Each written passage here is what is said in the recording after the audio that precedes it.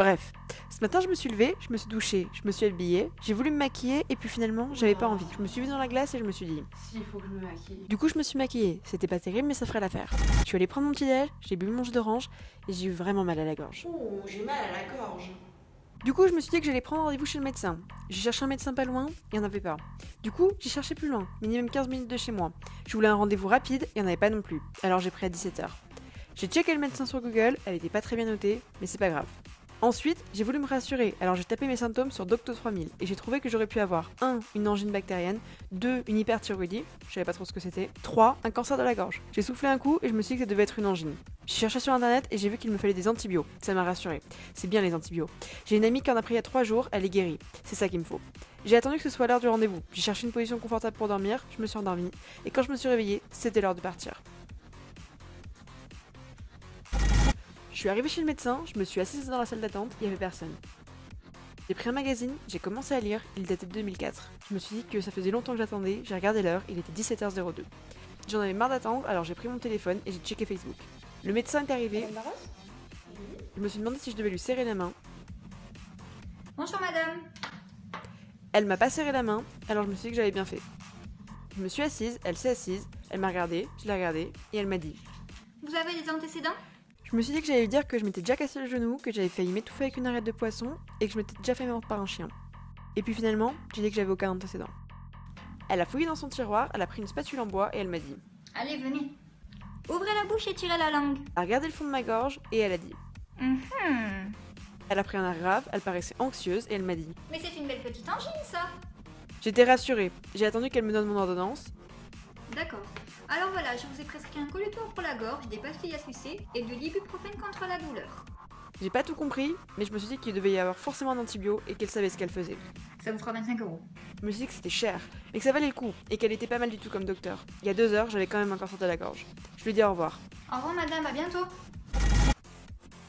Arrivée à la pharmacie, j'ai regardé les comptoirs. Il y en avait 2 de libres, je me suis dit que j'avais de la chance. Je me suis avancée vers un, il y en avait une qui avait l'air sympa.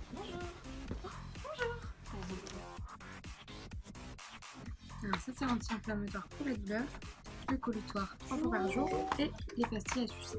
J'ai eu un doute, alors je lui ai demandé. Mais c'est lequel l'antibiotique? Elle m'a regardé, je l'ai regardée, elle m'a Mais il dit n'y a pas d'antibiotique mademoiselle. Mais pourquoi j'ai pas d'antibiotiques? Parce que le médecin vous a diagnostiqué une angine virale, il n'y a pas d'infection bactérienne donc ça ne nécessite pas d'antibiotique. Sinon vous allez favoriser l'antibiorésistance. L'antibio quoi? L'antibiorésistance. Elle m'a souri et elle m'a Je dit. vais vous expliquer ça. J'ai compris. Tu n'auras pas des antibiotiques. L'antibiorésistance, c'est le fait que les bactéries continuent à se multiplier malgré la présence de l'antibiotique. Donc si vous voulez tout savoir, il y a des bactéries qui sont naturellement résistantes ou naturellement sensibles à un antibiotique. Quand elles sont sensibles à un antibiotique, l'antibiotique va pouvoir les tuer. Mais le problème, c'est que les bactéries développent des résistances, donc c'est-à-dire qu'elles vont devenir résistantes à un antibiotique pour lequel elles ne l'étaient pas au début. Et ça, c'est le problème. Attention, par contre, c'est les bactéries qui deviennent résistantes, c'est pas vous. Donc, Oula, ça a l'air compliqué. Mais comment est-ce qu'on en est arrivé là? vous savez qu'il y a plusieurs facteurs.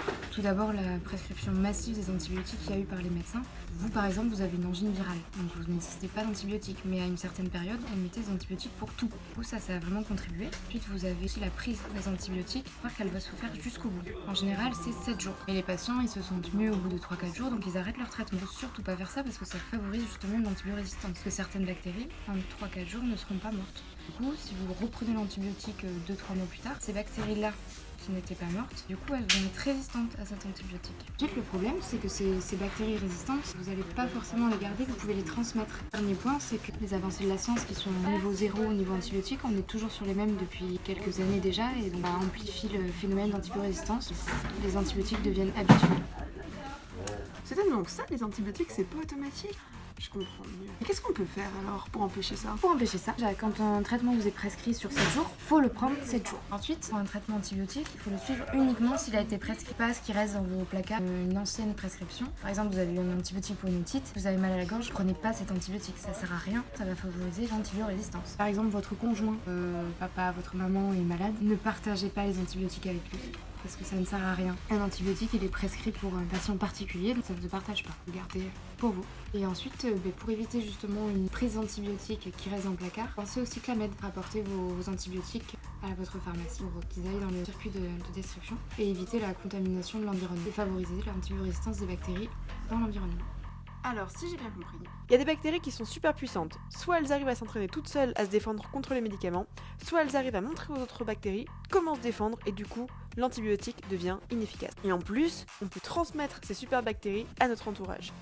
Du coup, comme moi c'est viral, j'ai pas besoin d'antibiotiques. Et si un jour j'en ai besoin, il faudra vraiment que j'aille jusqu'au bout de mon traitement. d'après ce que vous m'avez expliqué, il n'y a pas un moyen de savoir si c'est bactérien ou si c'est viral quand on a une infection? Bien sûr, il existe un test de diagnostic de l'angine qui est disponible chez votre médecin ou chez votre pharmacien. Il permet de détecter la présence d'une bactérie qui est souvent impliquée dans les angines, à savoir le streptocoque. Mais dans 80% des cas, c'est vrai que c'est viral. Je l'ai regardée et je me suis dit qu'elle était quand même sacrément balèze. Cette pharmacie, c'est sûr que je vais y revenir. Alors je l'ai remerciée. Merci beaucoup, bonne journée. Bref, j'ai compris l'antibiorésistance.